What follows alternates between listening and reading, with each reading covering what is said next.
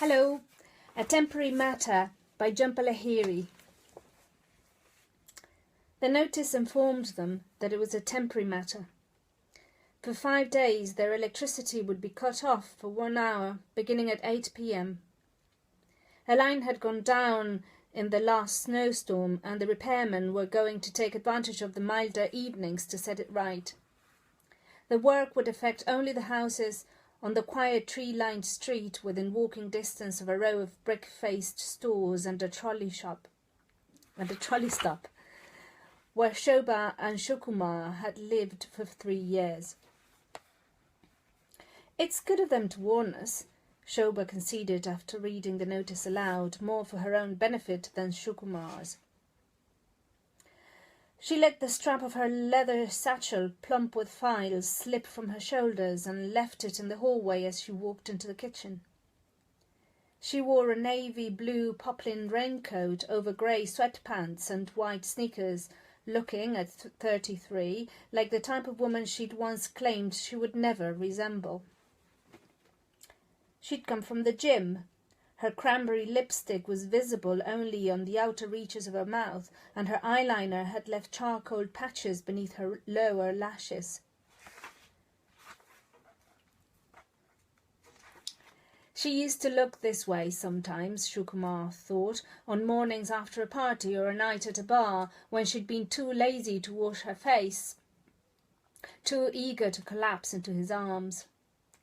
She dropped a sheaf of mail on the table without a glance. Her eyes were still fixed on the notice in her other hand. But they should do this sort of thing during the day.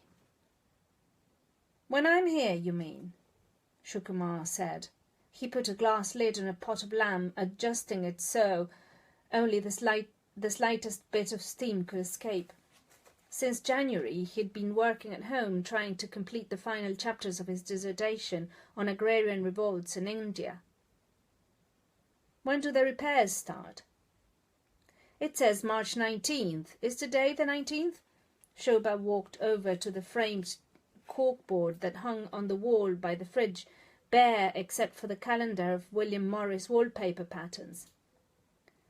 She looked at it as if for the first time, studying the wallpaper pattern carefully on the top half before allowing her eyes to fall to the numbered grid on the bottom. A friend had sent the calendar in the mail as a Christmas gift, even though Shobha and Shukumar hadn't celebrated Christmas that year. "Today, then," Shobha announced.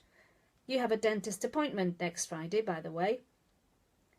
He ran his tongue over the tops of his teeth.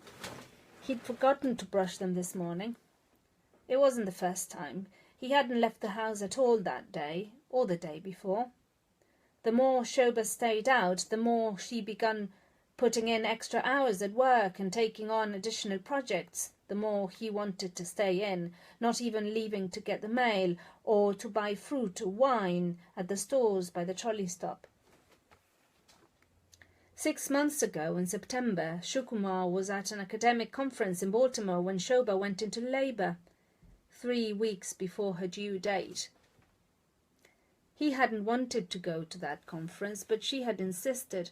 It was important to make contacts, and he would be entering the job market next year. She told him that she had his number at the hotel and a copy of his schedule and flight numbers, and she had arranged with her friend Gillian for a ride to the hospital in the event of an emergency. When the cab pulled away that morning for the airport, Shobha stood waving goodbye in her robe, with one arm resting on the mound of her belly as if it were a perfectly natural part of her body. Each time he thought of that moment, the last moment he saw Shobha pregnant, it was the cab he remembered most, a station wagon painted red with blue lettering. It was cavernous compared to their own car. Although Shukumar was 6 feet tall, with hands too big ever to rest comfortably in the pockets of his jeans, he felt dwarfed in the back seat.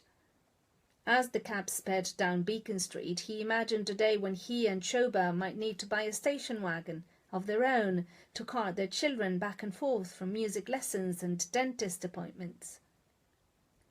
He imagined himself gripping the wheel as Shobha turned around to hand the children juice boxes. Once these images of parenthood had troubled Shukumar, adding to his anxiety that he was still a student at 35. But that early autumn morning, the trees still heavy with bronze leaves, he welcomed the image for the first time. A member of the staff had found him somehow among the identical convention rooms and handed him a stiff square of stationery. It was only a telephone number, but Shukumar knew it was the hospital. When he returned to Boston, it was over. The baby had been born dead. Shobha was lying on a bed, asleep, in a private room so small there was barely enough space to stand beside her, in a wing of the hospital they hadn't been to on the tour for expectant parents. Her placenta had weakened and she'd had a cesarean, though not quickly enough. The doctor explained that these things happen. He smiled at the kindest way it was possible to smile at people known only professionally. Shobha would be back on her feet in a few weeks. There was nothing to indicate that she would not be able to have children in the future. These days, Shobha was always gone by the time Shukumar woke up. He would open his eyes and see the long black hairs she shed on her pillow and think of her, dressed, sipping her third cup of coffee already in her office downtown, where she searched for typographical errors in textbooks and marked them in a code she had once explained to him with an assortment of coloured pencils. She would do the same for his dissertation, she promised, when it was ready. He envied her the specificity of her task, so unlike the elusive nature of his. He was a mediocre student who had a facility for absorbing details without curiosity. Until September he had been diligent, if not dedicated, summarizing chapters, outlining arguments on pads of yellow-lined paper. But now he would lie in their bed until he grew bored, gazing at his side of the closet, which Shobha always left partly open, at the row of the tweed jackets and corduroy trousers he would not have to choose from to teach his classes that semester. After the baby died, it was too late to withdraw from his teaching duties, but his advisor had arranged things so that he had the spring semester to himself. Shukumar was in his 6th year of graduate school. That and the summer should give you a good push, his advisor had said. You should be able to wrap things up by next September. But nothing was pushing Shukumar. Instead, he thought of how he and Shobha had become experts at avoiding each other in the 3-bedroom house, spending as much time on separate floors as possible. He thought of how he no longer looked forward to weekends when she sat for hours on the sofa with her coloured pencils and her files, so that he feared that putting on a record in his own house might be rude. He thought of how long it had been since she looked into his eyes and smiled, or whispered his name on those rare occasions they still reached for each other's bodies before sleeping. In the beginning he had believed that it would pass, that he and Shobha would get through it all somehow. She was only 33. She was strong, on her feet again, but it wasn't a consolation. It was often nearly lunchtime when Shukumar would finally pull himself out of bed and head downstairs to the coffee pot, pouring out the extra bit Shobha left for him, along with an empty mug on the countertop. Shukumar gathered onion skins in his hands and let them drop into the garbage pail on top of the ribbons of fat he'd trimmed from the lamb. He ran the water in the sink, soaking the knife and the cutting board, and rubbed a lemon half along his fingertips to get rid of the garlic smell, a trick he'd learned from Shobha. It was 7:30. Through the window he saw the sky like soft black pitch.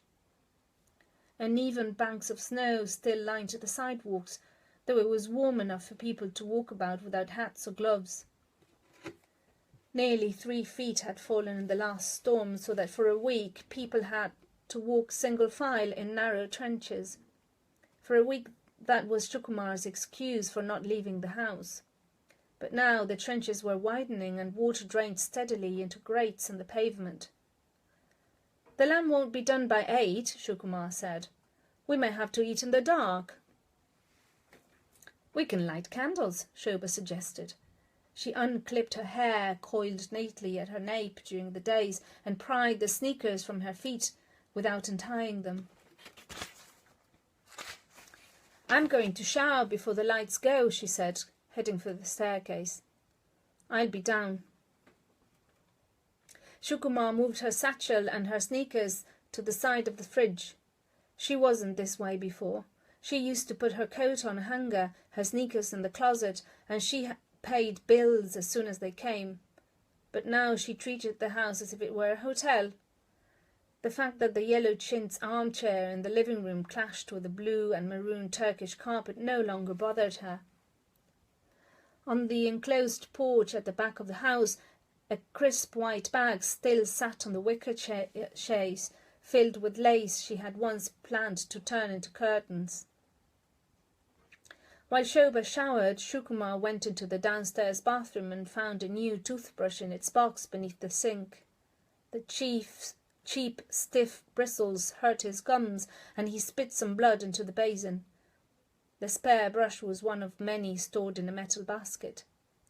Shoba had bought them once when they were on sale, in the event that a visitor decided at the last minute to spend the night.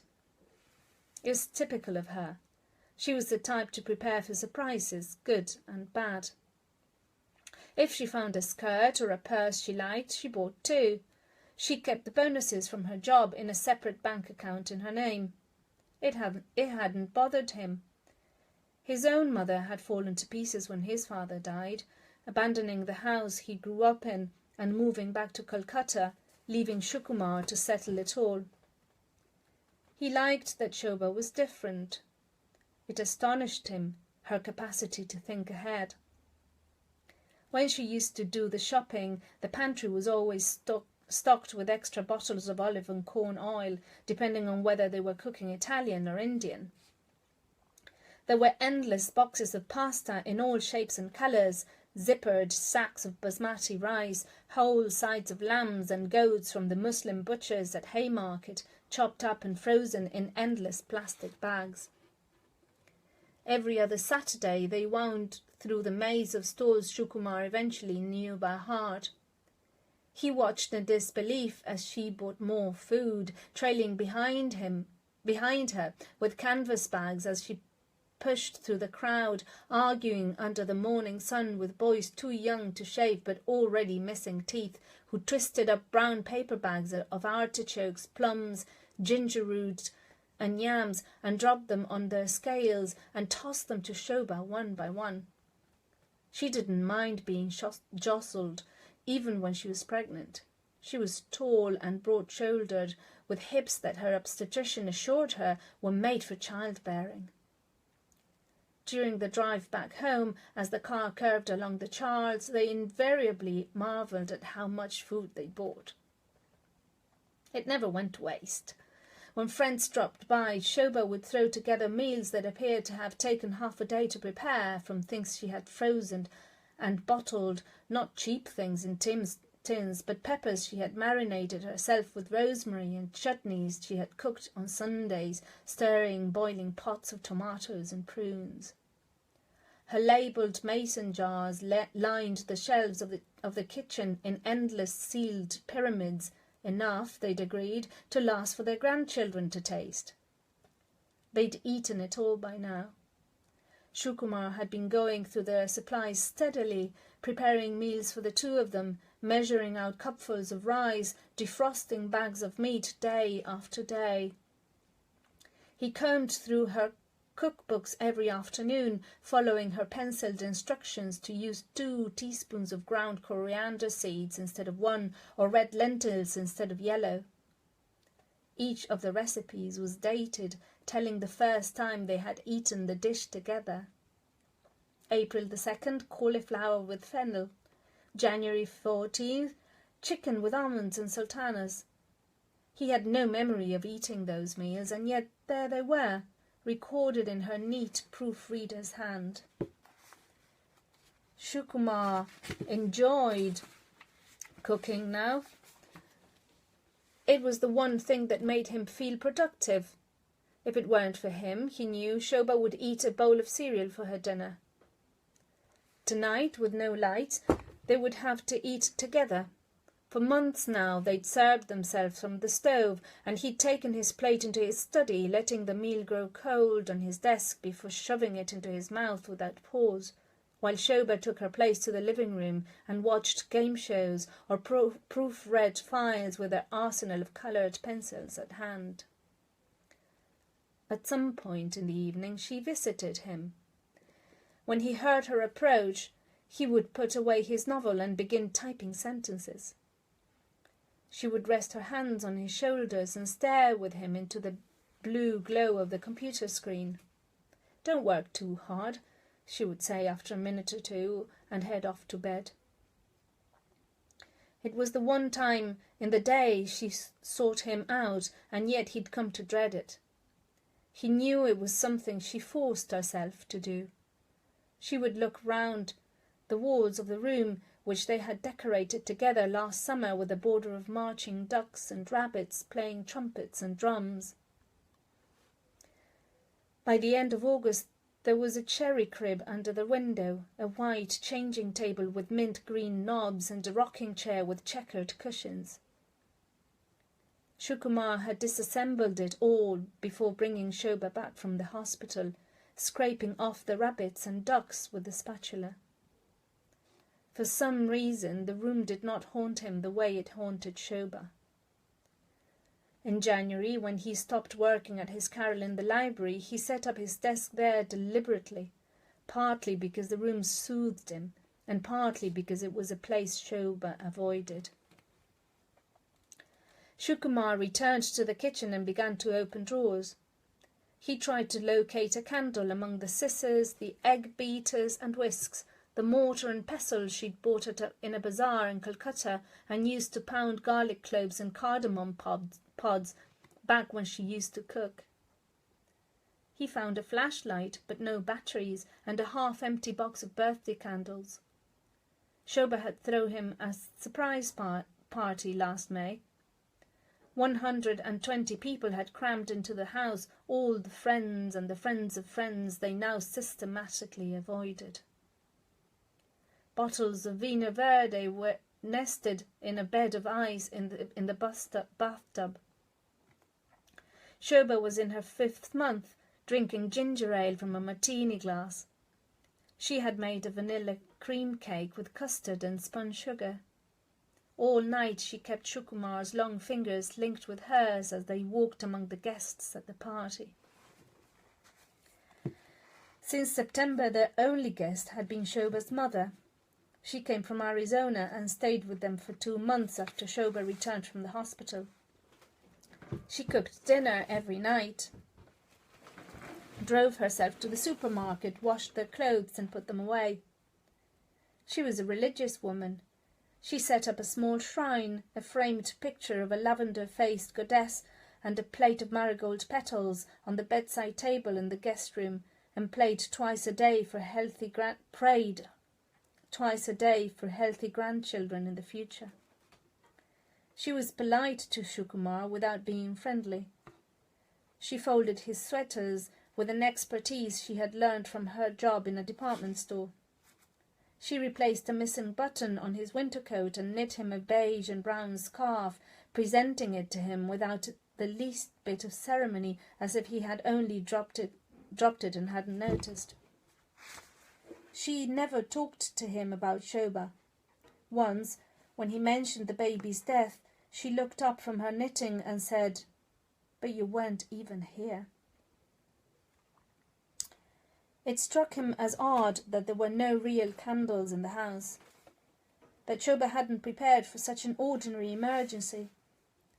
He looked now for something to put the birthday candles in, and settled on the soil of a potted ivy that normally sat on the windowsill over the sink. Even though the plant was inches from the tap, the soil was so dry that he had to water it first before the candles could stand straight. He pushed aside the things on the kitchen table, the piles of mail, the unread library books. He remembered their first meals there when they were so thrilled to be married, to be living together in the same house at last, that they would just reach for each other foolishly, more eager to make love than to eat. He put down 2 embroidered placemats, a wedding gift from an uncle in Lucknow, and set out the plates and wine glasses they usually saved for guests. He put the ivy in the middle, the white-edged star-shaped leaves girded by 10 little candles. He switched on the digital clock radio and turned it to a jazz station. "What's all this?" Shobha said when she came downstairs. Her hair was wrapped in a thick white towel. She undid the towel and draped it over a chair, allowing her hair, damp and dark, to fall across her back. As she walked absently toward the stove, she took out a few tangles with her fingers. She wore a clean pair of sweatpants, a t-shirt and an old flannel robe. Her stomach was flat again, her waist narrow before the flare of her hips, the belt of the robe tied in a floppy knot. It was nearly 8. Shukumar put the rice on the table and the lentils from the night before into the microwave oven, punching the numbers on the timer. "You made Rogan Josh," Shobha observed, looking through the glass lid at the bright paprika stew. Shukumar took out a piece of lamb, pinching it quickly between his fingers so as not to scald himself. He prodded a larger piece with a serving spoon to make sure the meat slipped easily from the bone. "It's ready," he announced. The microwave had just beeped when the lights went out and the music disappeared. "Perfect timing," Shobha said. "All I could find were birthday candles." He lit up the ivy, keeping the rest of the candles and a book of matches by his plate. "It doesn't matter," she said, running a finger along the stem of her wine glass. "It looks lovely." In the dimness, he knew how she sat, a bit forward in her chair, ankles crossed against the lowest rung, left elbow on the table. During his search for the candles, Shukumar had found a bottle of wine in a crate he had thought was empty. He clamped the bottle between his knees while he turned in the corkscrew. He worried about spilling, and so he picked up the glasses and held them close to his lap while he filled them. They served themselves, stirring the rice with their forks, squinting as they extracted bay leaves and cloves from the stew. Every few minutes Shukumar lit a few more birthday candles and drove them into the soil of the pot. "It's like India," Shobha said, watching him tend his makeshift candelabra. "Sometimes the current disappears for hours at a stretch. I once had to attend an entire rice ceremony in the dark. The baby just cried and cried. It must have been so hot." Their baby had never cried, Shukumar considered. Their baby would never have a rice ceremony, even though Shobha had already made the guest list and decided on which of her 3 brothers she was going to ask to feed the child its first taste of solid food at 6 months, if it was a boy, 7 if it was a girl. "Are you hot?" he asked her. He pushed the blazing ivy pot to the other end of the table, closer to the piles of books and mail, making it even more difficult for them to see each other. He was suddenly irritated that he couldn't go upstairs and sit in front of the computer. "No, it's delicious," she said, tapping her plate with a fork. "It really is." He refilled the wine in her glass. She thanked him. They weren't like this before. Now he had to struggle to say something that interested her, something that made her look up from her plate or from her proofreading files. Eventually he gave up trying to amuse her. He learned not to mind the silences. I remember during power failures at my grandmother's house, we all had to say something, Shobha continued. He could barely see her face, but from her tone he knew her eyes were narrowed as if trying to focus on a distant object. It was a habit of hers. Like what? I don't know, a little poem, a joke, a fact about the world. For some reason my relatives always wanted me to tell them the names of my friends in America. I don't know why the information was so interesting to them. The last time I saw my aunt, she asked after 4 girls I went to elementary school with in Tucson. I barely remember them now. Shukumar hadn't spent as much time in India as Shobha had. His parents, who settled in New Hampshire, used to go back without him. The first time he'd gone as an infant, he'd nearly died of amoebic dysentery. His father, a nervous type, was afraid to take him again in case something were to happen, and left him with his aunt and uncle in Concord. As a teenager, he preferred sailing camp or scooping ice cream during the summers to going to Calcutta. It wasn't until after his father died in his last year of college that the country began to interest him, and he studied its history from course books as if it were any other subject. He wished now that he had his own childhood story of India. "Let's do that," she said suddenly. "Do what?" "Say something to each other, in the dark." "Like what? I don't know any jokes." "No jokes," she thought for a minute. "How about telling each other something we've never told before?" "I used to play this game in high school," Shukumar recalled, "when I got drunk." "You thinking of Truth or Dare? That's different. Okay, I'll start." She took a sip of wine. "The first time I was alone in your apartment, I looked in your address book to see if you'd written me in. I think we'd known each other 2 weeks. Where was I?" "You went to answer the telephone in the other room. It was your mother, and I figured it would be a long call. I wanted to know if you'd promoted me from the margins of your newspaper." "Had I?" "No, but I didn't give up on you. Now it's your turn." He couldn't think of anything, but Shobha was waiting for him to speak. She hadn't appeared so determined in months.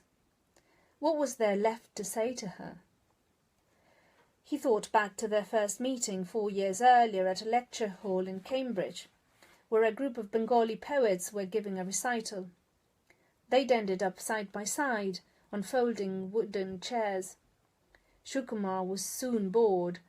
He was unable to decipher the literary diction and couldn't join the rest of the audience as they sighed and nodded solemnly after certain phrases. Peering at the newspaper folded in his lap, he studied the temperatures of cities around the world. 91 degrees in Singapore yesterday, 51 in Stockholm. When he turned his head to the left, he saw a woman next to him making a grocery list on the back of a folder, and was startled to find that she was beautiful. "Okay," he said, remembering. "The first time we went out to dinner to the Portuguese place, I forgot to tip the waiter. I went back the next morning, found out his name, left money with the manager." "You went all the way to Somerville just to tip a waiter?" "I took a cab." "Why did you forget to tip the waiter?" The birthday candles had burned out, but he pictured her face clearly in the dark, the wide tilting eyes, the full grey-toned lips, the fall at age 2 from her high chair still visible as a comma on her chin. Each day Shukumar noticed her beauty, which had once overwhelmed him, seemed to fade. The cosmetics that had seemed superfluous were necessary now, not to improve her, but to define her somehow. "By the end of the meal, I had a funny feeling that I might marry you," he said, admitting it to himself as well as to her for the first time. "It must have distracted me." The next night Shobha came home earlier than usual.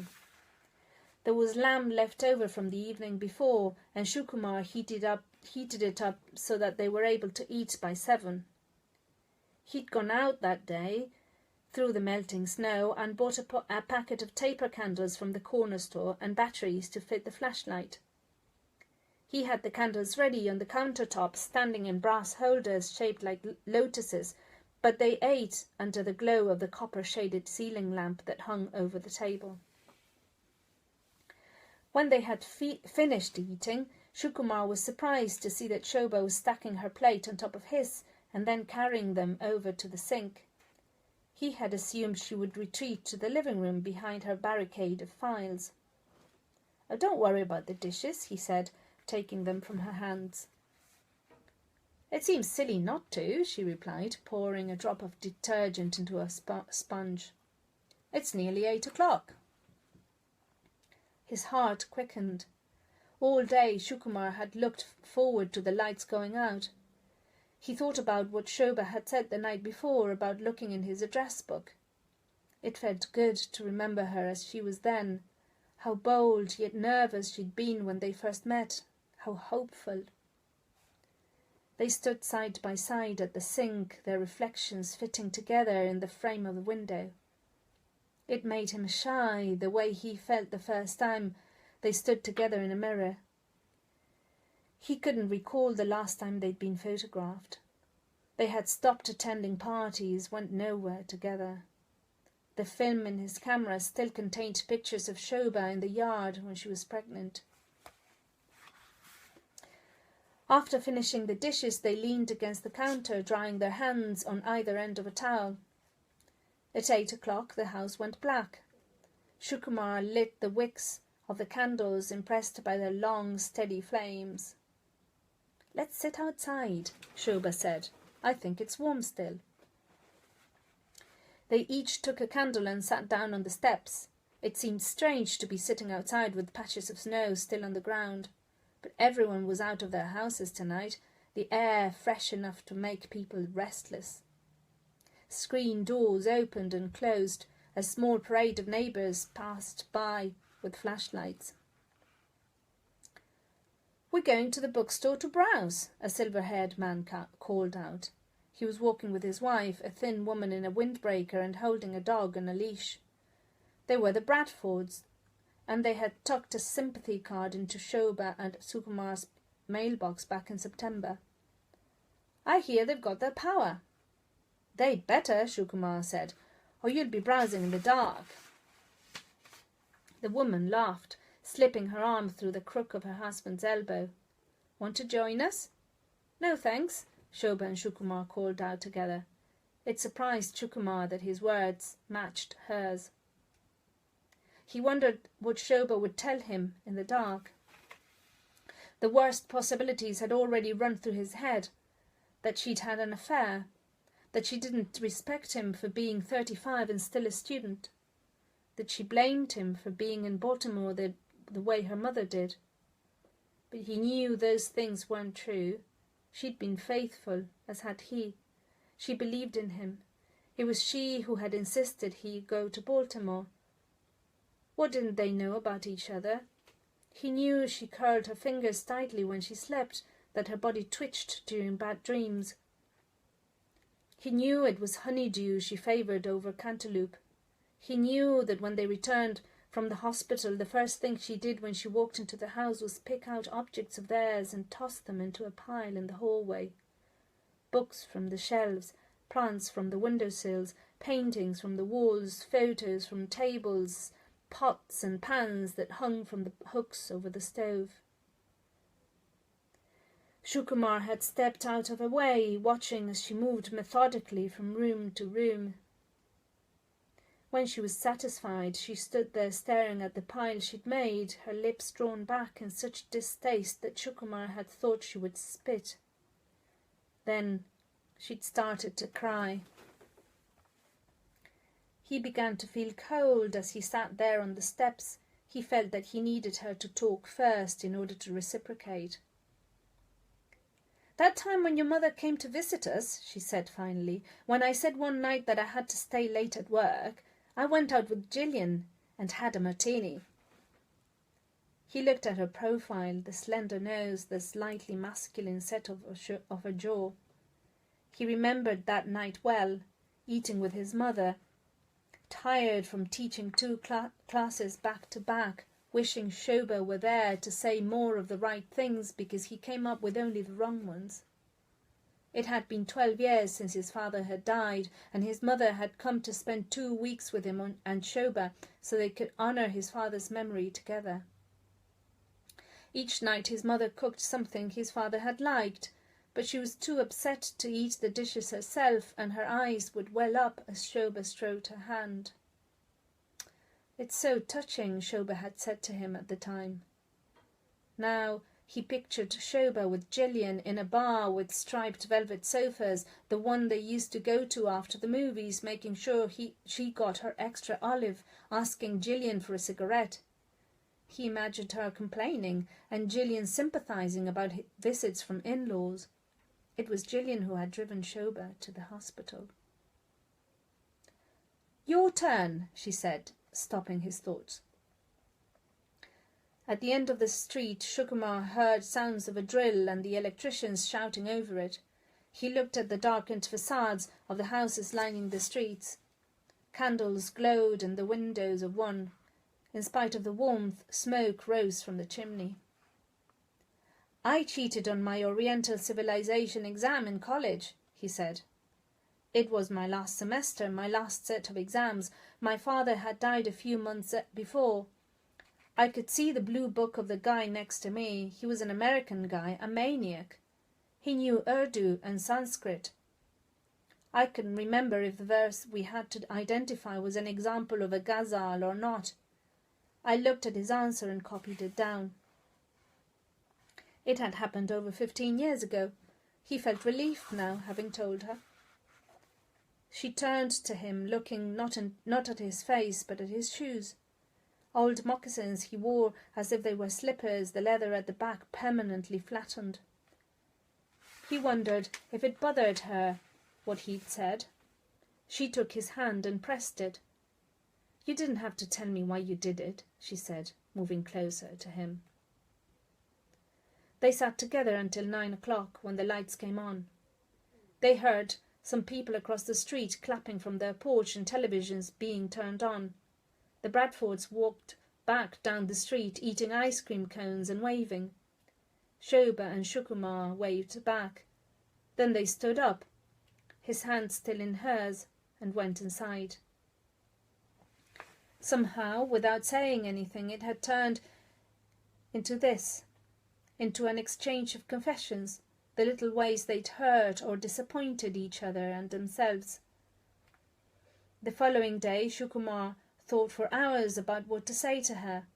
He was torn between admitting that he once ripped out a photo of a woman in one of the fashion magazines she used to subscribe to and carried it in his books for a week, or saying that he really hadn't lost the sweater vest she bought him for their 3rd wedding anniversary, but had exchanged it for cash at Filene's, and that he had gotten drunk alone in the middle of the day at a hotel bar. For their 1st anniversary, Shoba had cooked a 10-course dinner just for him. The vest depressed him. "My wife gave me a sweater vest for our anniversary," he complained to the bartender, his head heavy with cognac. "What do you expect?" the bartender had replied. "You're married."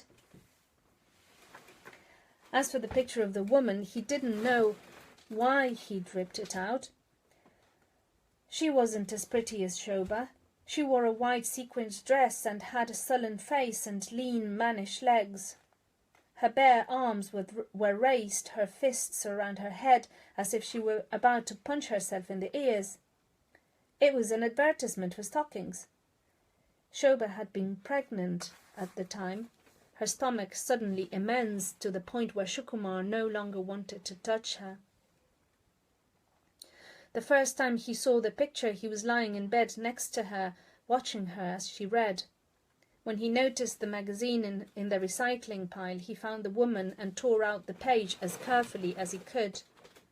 For about a week he allowed himself a glimpse each day. He felt an intense desire for the woman, but it was a desire that turned to disgust after a minute or two. It was the closest he'd come to infidelity. He told Shoba about the sweater on the third night, the picture on the fourth. She said nothing as he spoke, expressed no protest or reproach. She simply listened, and then she took his hand, pressing it as she had before. On the third night, she told him that once after a lecture they'd attended, she let him speak to the chairman of his department without telling him that he had a dab of pate on his chin. She'd been irritated with him for some reason, and so she'd let him go on and on about securing his fellowship for the following semester without putting a finger to her own chin as a signal. The fourth night, she said that she never liked the one poem he'd ever published in his life in a literary magazine in Utah. He'd written the poem after meeting Shoba. She added that she found the poem sentimental. Something happened when the house was dark. They were able to talk to each other again. The third night after supper they'd sat together on the sofa, and once it was dark, he began kissing her awkwardly on her forehead and her face, and thought it was dark. And though it was dark, he closed his eyes and knew that she did too. The fourth night they walked carefully upstairs to bed, feeling together for the final step with their feet before the landing, and making love with a desperation they had forgotten. She wept without sound and whispered his name, and traced his eyebrows with a finger in the dark. As he made love to her, he wondered what he would say to her the next night, and what she would say, the thought of it exciting him. "Hold me," he said. "Hold me in your arms." By the time the lights came back on downstairs, they'd fallen asleep. The morning of the fifth night, Shukumar found another notice from the electric company in the mailbox. The line had been repaired ahead of schedule, it said. He was disappointed. He had planned on making shrimp malai for Shoba, but when he arrived at the store, he didn't feel like cooking any more. It wasn't the same, he thought, knowing that the lights wouldn't go out. In the store, the shrimp looked grey and thin. The coconut milk tin was dusty and overpriced. Still, he bought them, along with a beeswax candle and 2 bottles of wine. She came home at 7:30. "I suppose this is the end of our game," he said when he saw her reading the notice. She looked at him. "You can still light the candles if you want." She hadn't been to the gym tonight. She wore a suit beneath the raincoat. Her makeup had been retouched recently. When she went upstairs to change, Shukumar poured himself some wine and put on a record, a Thelonious Monk album he knew she liked. When she came downstairs, they ate together. She didn't thank him or compliment him. They simply ate in a darkened room in the glow of a beeswax candle. They had survived a difficult time. They finished off the shrimp. They finished off the first bottle of wine and moved on to the second. They sat together until the candle had nearly burned away. She shifted in her chair, and Shukumar thought that she was about to say something. But instead she blew out the candle and stood up, turned on the light switch and sat down again. "Shouldn't we keep the lights off?" Shukumar asked. She set her plate aside and clasped her hands on the table. "I want you to see my face when I tell you this," she said gently. His heart began to pound. The day she told him she was pregnant, she had used the very same words, saying them in the same gentle way, turning off the basketball game he'd been watching on television. He hadn't been prepared then. Now he was. Only he didn't want her to be pregnant again. He didn't want to have to pretend to be happy. "I've been looking for an apartment and I've found one," she said, narrowing her eyes on something, it seemed, behind his left shoulder. "It was nobody's fault," she continued. "They'd been through enough. She needed some time alone. She had money saved up for a security deposit. The apartment was on Beacon Hill, so she could walk to work. She had signed the lease that night before coming home." She wouldn't look at him, but he stared at her. It was obvious that she'd rehearsed the lines. All this time she'd been looking for an apartment, testing the water pressure, asking a realtor if heat and hot water were included in the rent. It sickened Shukumar, knowing that she had spent these past evenings preparing for a life without him. He was relieved, and yet he was sickened. This was what she'd been trying to tell him for the past 4 evenings. This was the point of her game. Now it was his turn to speak. There was something he'd sworn he would never tell her, and for 6 months he had done his best to block it from his mind. Before the ultrasound, she had asked the doctor not to tell her the sex of their child, and Shukumar had agreed. She had wanted it to be a surprise. Later, those few times they talked about what had happened, she said at least they'd been spared that knowledge. In a way, she almost took pride in her decision, for it enabled her to seek refuge in a mystery. He knew that she assumed it was a mystery for him too.